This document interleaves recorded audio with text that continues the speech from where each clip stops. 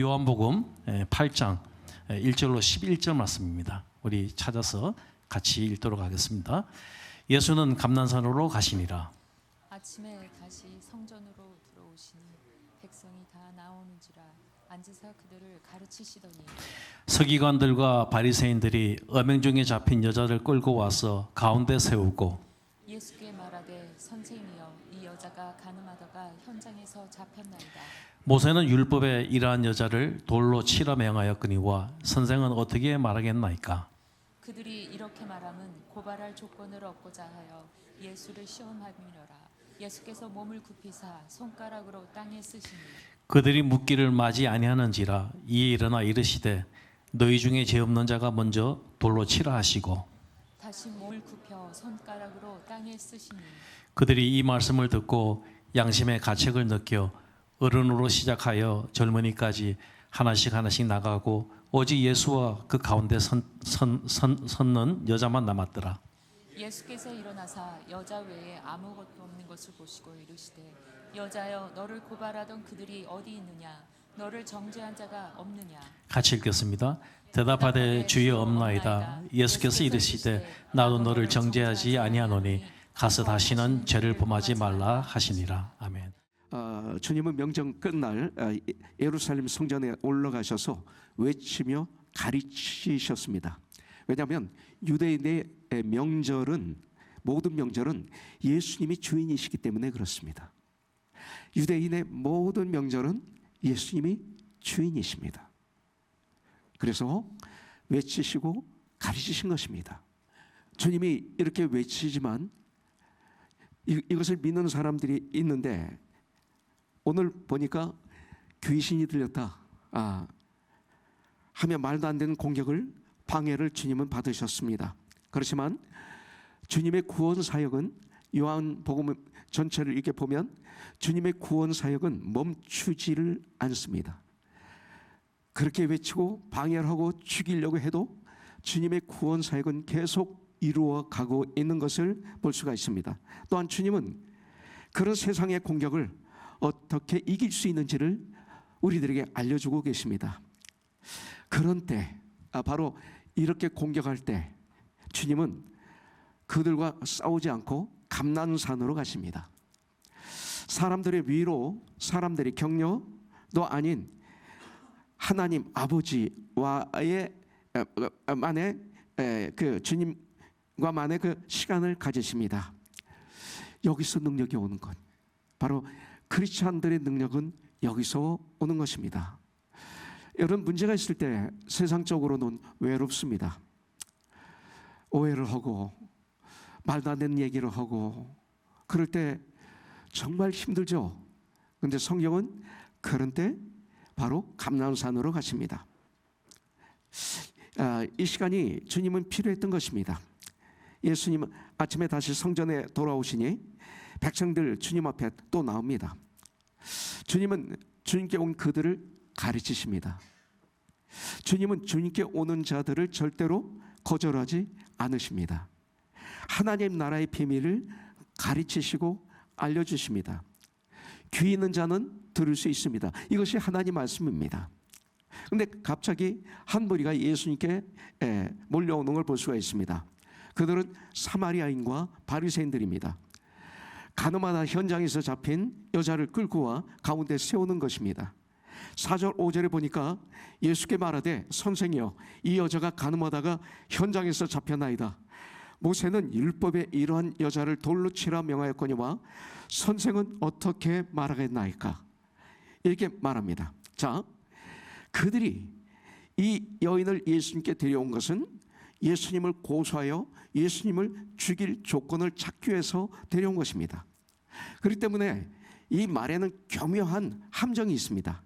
2중 3중으로 덫을 쳤기 때문에 인간적인 면을 볼 때 예수님은 여기서 빠져나올 수가 없습니다. 이렇게 그들은 믿었을 것입니다. 그런데 간음하다가 현장에서 잡혔다면 남자도 잡아봐야 됩니다. 이게 구약의 법입니다. 남자도 잡혀와야 되는데 남자는 없습니다. 그들이 얼마나 하나님의 말씀을 지키지 않고 얼마나 강요한 자들인지 보여주고 있는 것을 볼 수가 있습니다. 3절에 보면 이 바리새인들은 아주 엄격한 율법주의자들입니다. 구약의 율법을 지키는 자들이에요. 서기관들은 종교 지도자들입니다. 그런 그들이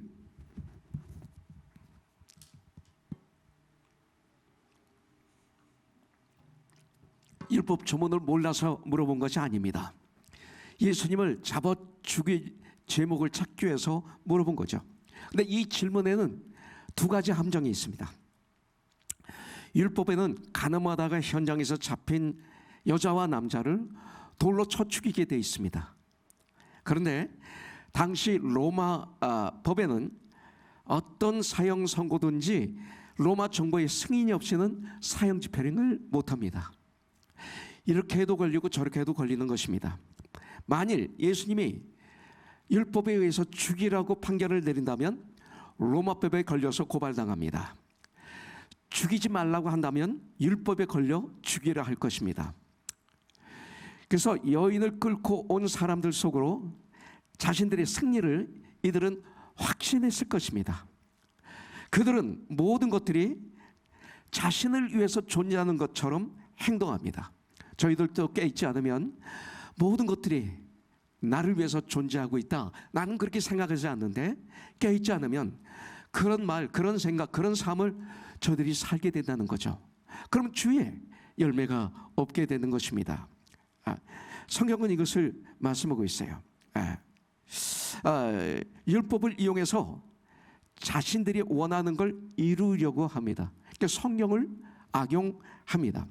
진리를 안다가면서 사실은 진리가 무엇인지 모르는 사람들입니다. 여러분들, 다른 사람이 잘 되는 것을 죽어도 못 보는 사람은 불쌍한 사람입니다. 우리 지체들이 잘 될 때 같이 기뻐하고 박수를 칠 수 있는 사람은 성령 충만한 사람입니다. 하나님의 말씀을 묵상하고 하나님을 섬기는 일에 자신들의 시간과 모든 것을 다 바쳐도 부족하잖아요. 우리가 시간이 없잖아요. 그런데 하나님을 제일 잘 섬긴다고 자부하는 그들이 하는 짓은 한마음이 되어 모든 것들을 다 동원해서 메시아이신 예수님을 잡아 죽이려고 하는 것입니다. 겉으로는 아름다우나 속에는 더러움이 가득 찬 모습이라고 주님은 말씀하시죠. 주님은 외식을, 겉과 속에 다른 것을 너무 싫어하십니다. 비록 죄를 범한 여인이지만 그 여인을 예수님을 고소하여 죽이려 하는 도구로 이용하는 잔인한 사람들입니다. 그런데 주님은 어떻게 무서운 함정을 통과하시며 오히려 이 저주를 축복의 도구로 사용하시는가 이거죠. 예수님의 방법입니다. 5년 전에 이걸 한번 설교한 적이 있습니다. 지금 주님은 이럴 수도 없고 저럴 수도 없는 위험한 순간입니다. 가늠한 여인, 이 여인이 걸어온 삶의 과정은 정확히는 알 수 없지만 몸을 팔 수밖에 없는 절망적인 환경의 삶을 살았던 것 같습니다. 자기 자신의 인생의 희망을 모두 포기해버린 그런 삶, 그 바로 이 여인입니다. 바로 이 여인은 예수님이 필요한 여인이었습니다. 바로 이런 여인이 예수님이 필요합니다. 이 여인의 문제를 해결해 주실 수 있는 분은 오직 예수님뿐이기 때문에 그렇습니다. 어느 누구도 해결해 줄 수 없습니다. 그때 예수님께서는 몸을 굽히시고 땅에 손가락으로 땅에 글씨를 쓰셨습니다. 그리고 일어나 말씀하시죠. 6절부터 8절에 보니까 그들이 이렇게 말하면 고발할 조건을 얻고자 해요. 예수를 시험함이러라. 예수께서 몸을 굽히사 손가락으로 땅에 쓰시니 그들이 묻기를 맞이 아니하는지라 계속 물었던 것 같아요. 이에 일어나 이르시되 너희 중에 죄 없는 자가 먼저 돌로 치라 하시고 다시 몸을 굽혀 손가락으로 땅에 쓰시니 이렇게 하고 있습니다. 중요한 말이 나옵니다. 7절 너희 중에 죄 없는 자가 먼저 돌로 이 여인을 치라 이렇게 말씀하십니다. 신명기 17장 7절에 보면 범죄자를 죽이기 위해서는 이런 자를 죽이기 위해서는 증인이 먼저 증인입니다. 그러니까 스데반 집사를 죽일 때 증인이 사울이었습니다. 그래서 사울이 먼저 돌을 던진 거죠. 증인이 먼저 그에게 손을 댄 후에 뭇 백성이 손을 댈지니라. 너는 이와 같이 하여 너희 중에서 악을 제할지니라 이렇게 말했습니다. 증인이 먼저 돌을 잡아서 그 사람을 치면 그 다음 사람들이 손을 댈 수가 있었습니다. 돌 맞아 죽은 후에 그가 억울하게 죽었으면 증인이었던 자가 책임을 져야 됩니다. 이것이 바로 율법입니다. 주님은 다시 몸을 굽히시고 손가락으로 땅에 글씨를 쓰셨습니다. 왜 땅에 글씨를 쓰셨을까? 7절에 보면 그들이 계속 재촉하는 모습을 봅니다. 그러나 주님은 즉시 말씀하지 않으셨습니다. 저는 즉시 말해가지고 어려움을 겪은 적이 한두 번이 아니에요. 그게 설사 맞다 하더라도 즉시 말해서 상대방을 아프게 하고 나도 아프고 주위가 아프고 한 적이 참 많이 있었어요. 근데 주님은 즉시 말씀 안 하세요. 이것이 비결이에요. 즉시 나의 감정을 폭발하거나 내 생각, 내 방법 등을 말씀하지 않으셨습니다. 우리들 때때로 즉시 반응함으로 얼마나 많은 손해를 우리가 봤습니까? 두 번째, 그 시간이 기도하는 시간이었다고 믿습니다. 무릎을 꿇고 땅에 글씨를 쓰실 때 주님이 무엇을 하셨겠어요? 무시로 기도하라. 하나님 아버지와 기도하셨겠죠. 기도하는 시간이었습니다. 우리들은 말하기 전에 전도하기 전에 먼저 기도해야 됩니다. 사보기 전에 먼저 기도해야 됩니다. 결혼할 배우자를 선택하기 전에 기도해야 됩니다. 직장을 정하기 전에 기도해야 됩니다. 교회를 정하기 전에 기도해야 됩니다. 주님은 무시로 기도하심으로 우리들에게 본을 보여주신 것입니다. 도저히 해결할 수 없는 상황을 만날 때 이기는 방법은 오직 기도라고 가르쳐주고 있습니다. 마태복음 26장에 보면 십자가의 사역을 감당하시기 위해서 주님은 피땀을 흘리시면서 겟세마네 동산에서 기도하셨어요. 하나님의 아들이신 하나님이신 예수님도 십자가의 사역을 감당하기 위해서는 인간으로 오셨기 때문에 겟세마네 기도가 필요하셨던 거예요. 하나님이 필요하시면 우리는 더 필요하죠. 마가복음 1장 35절에 보면 새벽 5일의 미명에 한적한 곳에 가셔서 기도하시고 전도를 하러 가셨어요. 전도하시기 전에 예수님은 기도가 필요하셨어요. 누가복음 6장 12절부터 16절에 보면 12제자를 임명하시기 전에 예수님은 밤새도록 기도하셨어요. 이걸 가르쳐 준 거죠. 그리고 그들의 흥분된 마음을 가라앉힐 시간을 그들에게 주시려 그랬을 가능성이 큽니다. 흥분된 마음이 가라앉아야만이 대화가 됩니다. 흥분했을 때 대화가 안 됩니다. 그래서 시간을 주셨을 거예요. 즉시 말하면 그 안에 나의 흥분된 잘못된 감정이 들어가 있기 때문에 실패하는 것입니다. 그리고 상대방에도 시간을 주시는 것입니다. 너희 중에 죄 없는 자가 라는 말의 의미, 행동의 죄만이 아니라 마음으로 짓고 있는 죄까지도 말씀하시는 것이에요. 너희 중에 죄 없는 자가 마음으로, 네가 마음으로 짓는 죄가 더 크니라 말씀하셨죠. 예수님의 말씀을 듣고 사람들은 양심의 가책을 느껴서 바리새인들과 서기관들은 물론 군중들까지 정죄의 이 돌멩이들을 하나씩 떨어뜨리고 자리를 뜨기 시작했습니다. 이제 예수님과 여인만 남게 되었습니다. 예수님은 여인에게 물으십니다. 10절에 보니까 예수께서 일어나사 여자 외에 아무도 없는 것을 보시고 이르시되 여자여 너를 고발하던 그들이 어디 있느냐? 너를 정죄한 자가 없느냐? 예수님은 다 아시면서도 그 여인에게 물으셨습니다. 그의 죄를 드러내 주시기 위해서, 스스로 사방을 둘러보고 확인함으로 또 마음의 평화를 주시기 위해서 이렇게 물어보신 것입니다. 11절에 대답하되 주여 없나이다. 예수께서 이르시되 나도 너를 정죄하지 아니하노니 가서 다시는 죄를 범하지 말라 하시니라.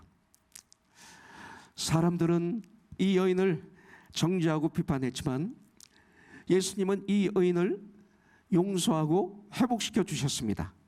죄를 시인하면, 죄를 인정하면 용서하십니다. 가늠하사 현장에서 잡힌 여인은 자기가 간음한 여인이라고 인정하는 것입니다. 그때 주님은 용서하십니다. 서기관 바리새인들은 죄를 감추었습니다.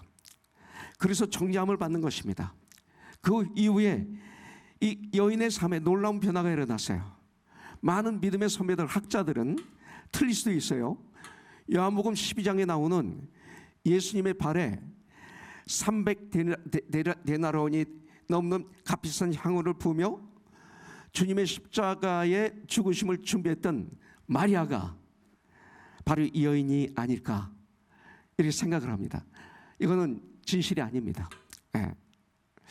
그렇다면 오늘 이 말씀을 통해서 우리에게 참된 용서는 어떻게 해야 되는가, 그 다음에 참된 나의 삶의 변화가 있으려면 어떻게 해야 되는가, 중요하죠. 크리스천이 되면 변화돼야 되잖아요. 생각도 바뀌고 언어도 바뀌고 결정하는 것도 바뀌고 삶의 스타일도 바뀌고. 오늘 올라오면서 보니까 크리스천 신문의 표지에 주님의 일꾼들이 가져야 될 가장 중요한 것은 인격이다라는 것을 써놨어요. 저는 이것을 오래전부터 외쳤습니다. 저에게 외쳤습니다. 바로 그렇습니다. 바뀌어야 됩니다. 네. 이런 일이 있어야 되겠죠. 하나님의 말씀에 나를 비춰보면 우리는 모두 이 여인처럼 돌에 맞아 죽을 수밖에 없는 죄인들이죠. 그렇다면 어떻게 하면 죄 용서함을 받고 그리고 변화된 삶을, 크리스찬의 삶을 내가 살 수 있을까? 첫째는 당연합니다. 똑같습니다. 나의 죄를 시인하고 고백해야 됩니다. 참 회개를 해야 됩니다. 이게 너무 중요합니다. 이거 해야 됩니다.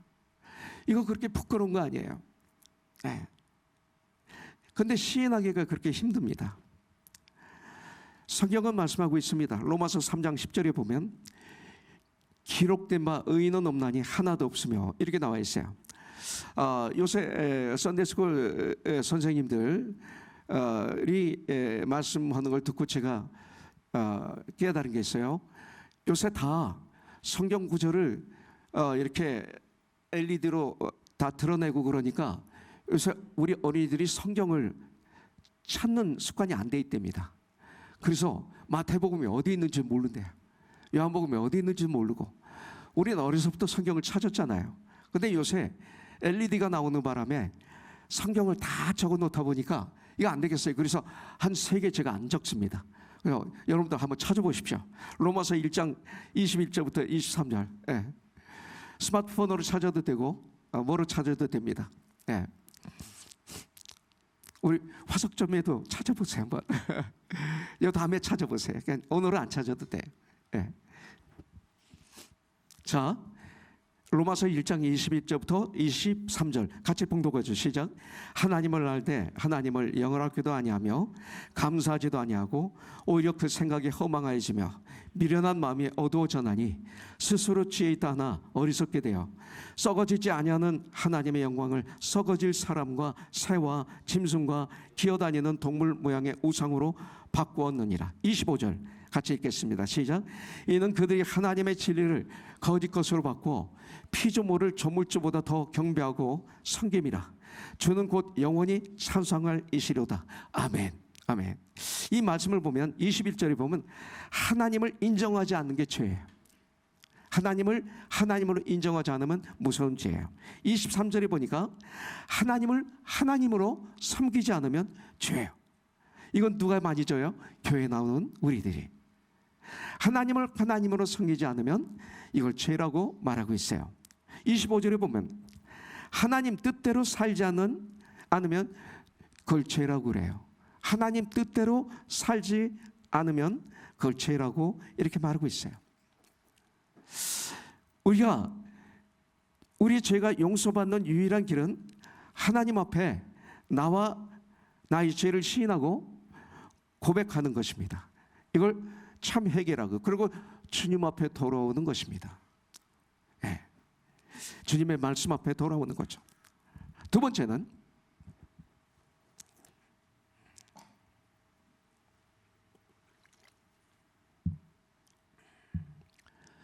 주님의 용서를 받아들여야 돼요. 우리가 회개하고 난 다음에 중요한 게 뭐냐면 주님이 용서하신다고 하는데도 안 받아들이는 거예요. 주님의 용서를 받아들이세요.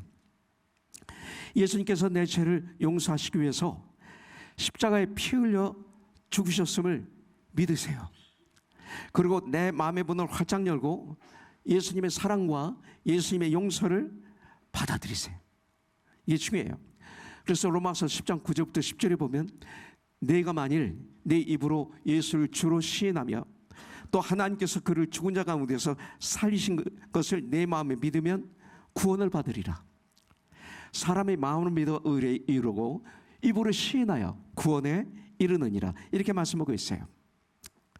믿음은 나를 용서하시는, 그러니까 믿음은 나를 용서하시는 주님, 내 모습 그대로를 받아주시는 하나님의 사랑을 내가 믿고 받아들이는 것, 이게 믿음입니다. 오늘 예수님이 나를 향하신 하나님의 용서와 사랑을 받아들이시는 그런 시간이 되기를 주님의 이름으로 축복합니다. 세 번째, 용서함을 받은 후에는 이제 새로운 삶을 시작해야 됩니다. 똑같은 삶 안 돼요. 정말 우리가 크리스찬이 되었으면 new life, 새로운 삶을 시작해야 됩니다. 11절에 보면 나도 너를 정죄하지 아니하노니 가서 다시는 죄를 범하지 말라, 이렇게 말씀하십니다. 다시는 죄를 범하지 말라. 그 얘기는 뭐예요?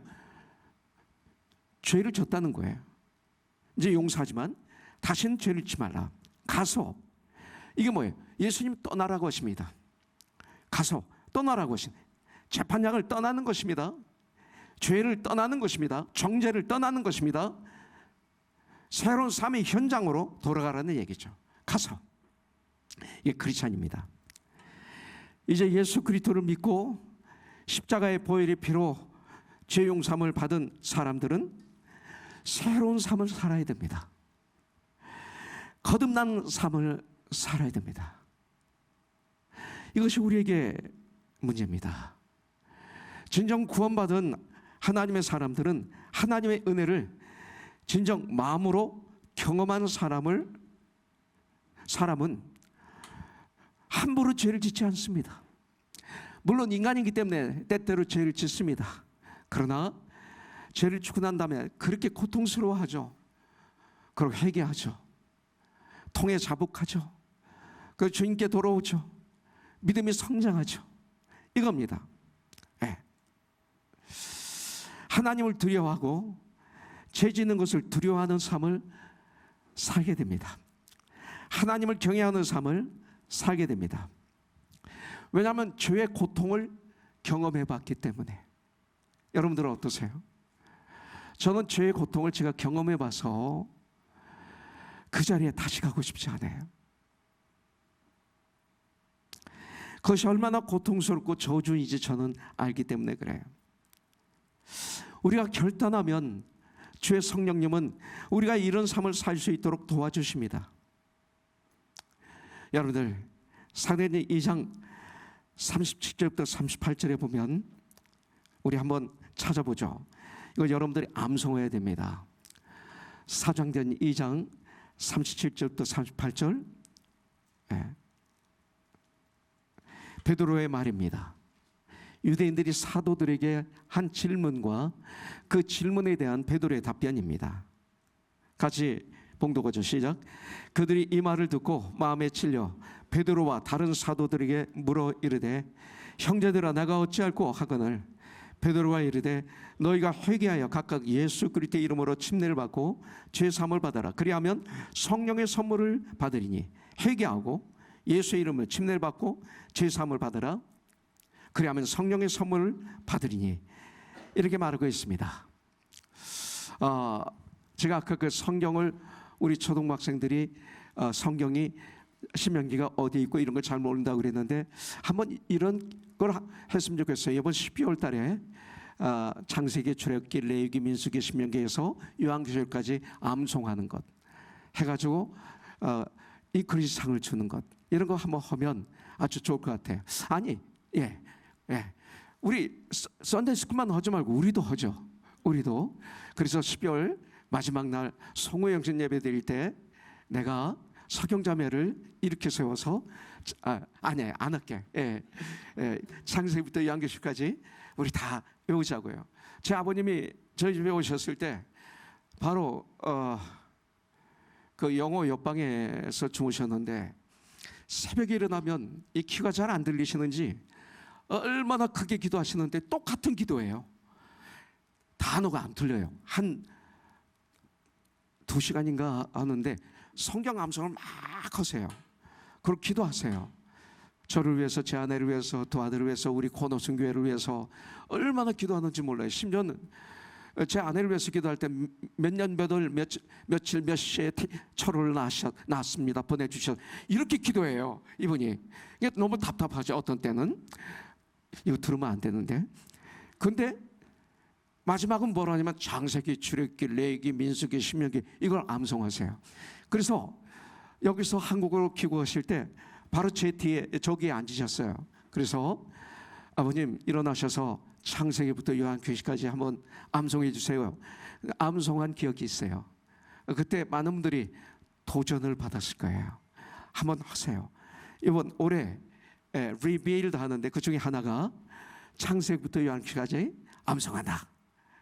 그럼 굉장히 보람이 있으리라고 믿습니다. 자,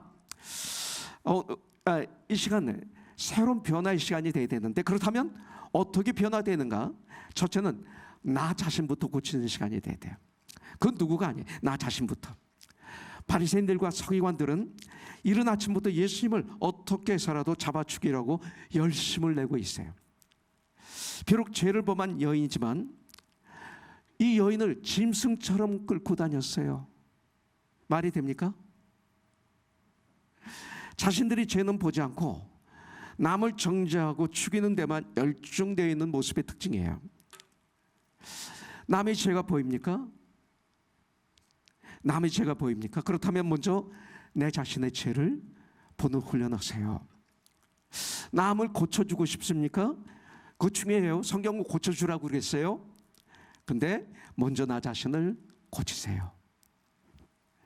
먼저 나 자신의 눈에 있는 들보를 뽑으세요.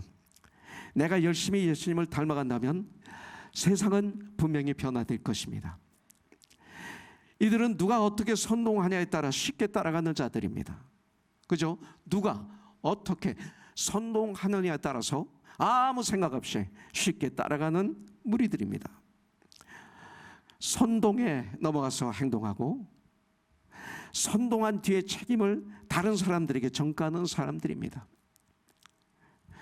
주님은 가늠하다가 붙잡혀온 여인을 정죄하지 않으셨습니다. 새로운 삶의 기회를 주셨습니다. 왜냐하면 회개했기 때문에. 오늘 우리 역시 이 여인과 같은 죄인들입니다. 내 범죄 사실을 남들이 모른다고 해서 의인은 아닙니다. 세상 법정에 서지 않았다고 해서 내 삶이 똑똑한 건 아닙니다. 내 속은 가늠한 여인보다 더 더러운 것이 나일 수도 있습니다. 그들 너희 중에 죄 없는 자가 먼저 돌로 치라 이 말씀에 한 명씩 다 떠났습니다. 자, 들으세요. 너희 중에 죄 없는 자가 먼저 돌로 치라 이 말씀에 한 명씩 다 떠났어요. 100%. 자, 여기서 중요한 진리가 있어요. 그들은 또 한 번 축복의 기회를 놓친 것입니다. 구원자가 여기 계시는데 그냥 떠난 것입니다. 구원자가 지금 여기 계시는데 메시아가 계시는데 그냥 떠난 것입니다. 잘못된 줄 알았으면 시인해야 됩니다. 누가 불쌍한 사람입니까? 이 여인 처참한 모습으로 끌려오긴 했었지만 복받은 여인입니다. 이 여인 예수님에게로 끌려왔기에 정죄를 당하지 않았던 것입니다. 이 여인 예수님께 끌려왔기 때문에 영생을 얻고 살아날 수 있었습니다. 우리는 이 여인처럼 교회 나옵니다. 매주 나옵니다. 수요일 날도 나옵니다. 새벽에도 나옵니다. 수요 예배와 새벽 예배는 한어로 할 겁니다. 근데 이 서기관들과 바리새인들처럼 그냥 떠난다면 우리는 불쌍한 사람들입니다. 여러분들, 그들은 예수님을 잡아 죽이기 위해서 가늠하다 현장에서 잡힌 이 불쌍한 여인을 이용했었지만 오히려 이 여인을 구원시키는 일에 자기들도 모르는 사이에 쓰임받고 그들은 오히려 저주받은 것입니다. 이게 오늘 말씀이에요. 우리 주님 도저히 해결할 수 없는 함정에 빠졌었습니다. 그러나 오히려 그들을 물리치셨고 불쌍한 한 여인을 구원하셨습니다. 오히려 이 사건, 주님이 이 땅에 오신 목적을 이 사건은 이루게 하셨습니다. 우리들에게 파도처럼 몰려오는 고난, 환난, 어려움, 핍박, 질병 등에 지지 않는 우리가 되기를 원합니다.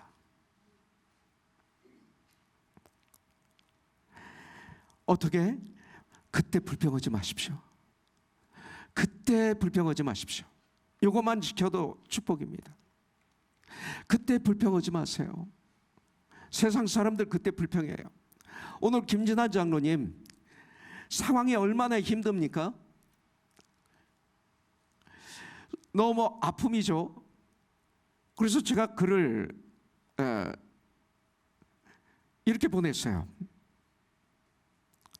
아프지만 감사하네요.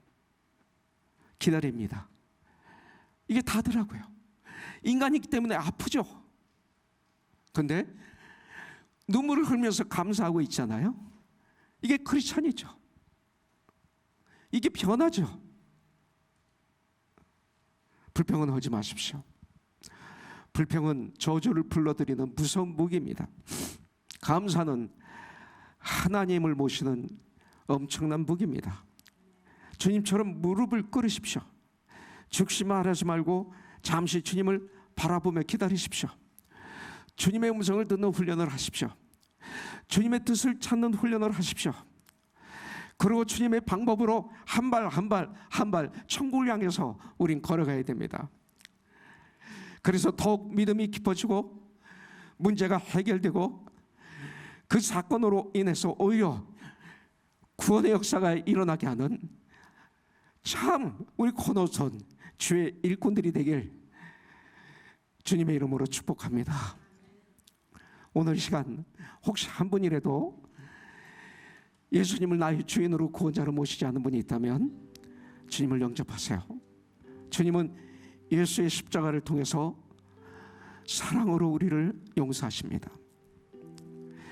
이제 주님을 영접했다면 죄의 습관에서 즉시 바로 지금 가라, 떠나야 됩니다. 마귀의 닥쳐는 용서까지만 합니다. 용서까지만 설교하게 합니다.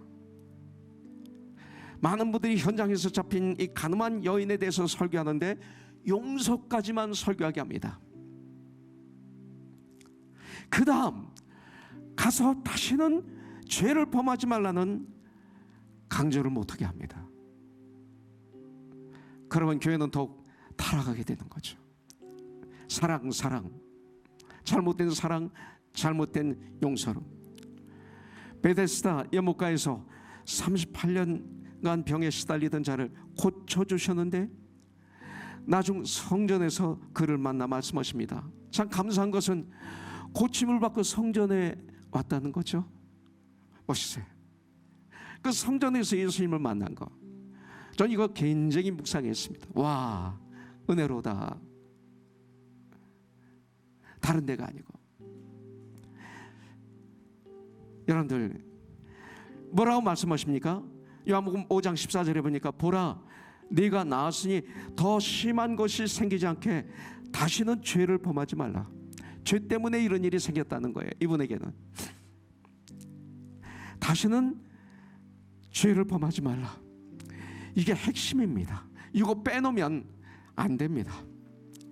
가늠하다 현장에서 잡힌 여인을 용서해 주시면서 11절 나도 너를 정죄하지 아니하노니 가서 다시는 죄를 범하지 말라. 죄 용서함을 받은 우리들, 회복된 우리들, 이 말씀이 너무 중요합니다. 육신의 질병에서 회복하십시오. 경제적으로도 주 안에서 회복하기를 축복합니다. 나의 믿음도 이 시간 회복되기를 축복합니다. 그러고 가서 다시는 죄를 짓지 않는 것입니다.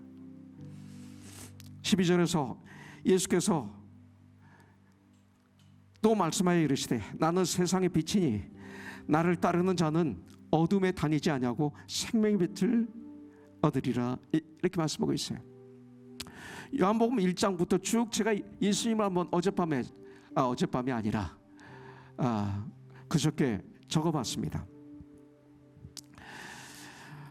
예수님은 말씀이 육신이 되어서 이 땅에 오신 하나님이십니다. 세상 모든 죄를 짊어지고 가시는 하나님의 어린 양이십니다. 구약을 보면 이게 무슨 뜻이냐 합니다. 물을 포도주로 변하게 하신 분입니다. 주님은 우리를 변화시킬 수 있는 유일한 분입니다. 성전을 깨끗게 하시는 주님이십니다. 우리 성전이 너무 더러워요. 깨끗해야 돼요.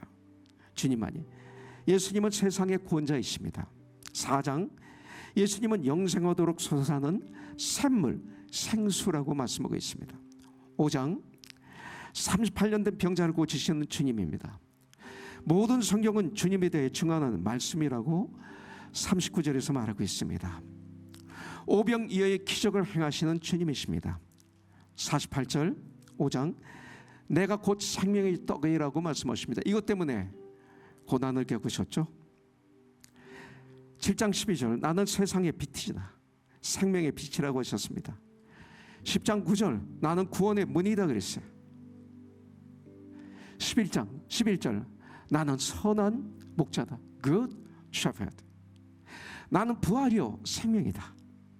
11장 27절 주는 그리스도요 세상에 오시는 하나님의 아들이십니다. 14장 6절 예수님은 길이시고 생명이시고 진리이십니다. 오직 예수님만을 통해서 우린 주님 앞에 갈 수가 있습니다. 15장 나는 참 포도나무 너희는 가지라고 말씀하고 있습니다. 가지는 포도나무에 붙어 있을 때 열매를 맺습니다. 15장까지만 한번 찾아봤습니다. 궁금해서 한번 쭉 찾아봤습니다. 기도하겠습니다.